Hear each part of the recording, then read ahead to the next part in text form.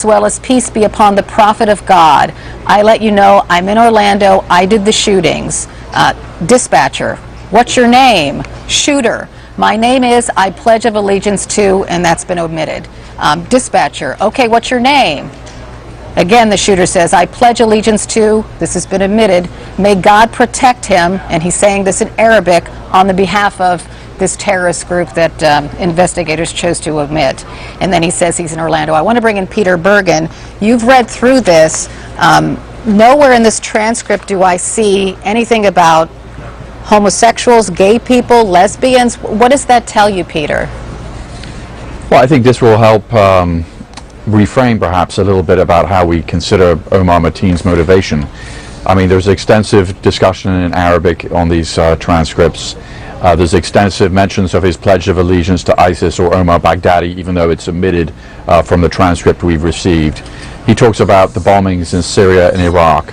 He also talks about events in France, which seems to be a reference to the Paris attacks by ISIS in November.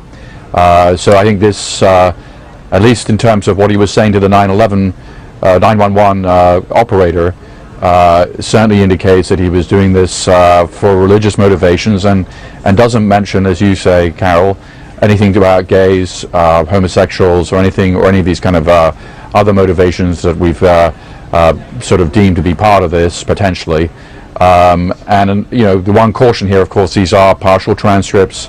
Some of the material's been redacted, but there's nothing on here about anything other than somebody who's been motivated, it seems, by Islamist ideology, or at least is attaching himself to that ideology for the purposes of this attack.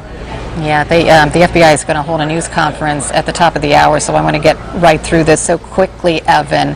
At 4:29 a.m., as the victims were being rescued, they told the operator the shooter said he was going to put 4 vests with bombs on the victims within 15 minutes, and that would certainly explain why the SWAT team took so much time staying on the scene and going after the shooter.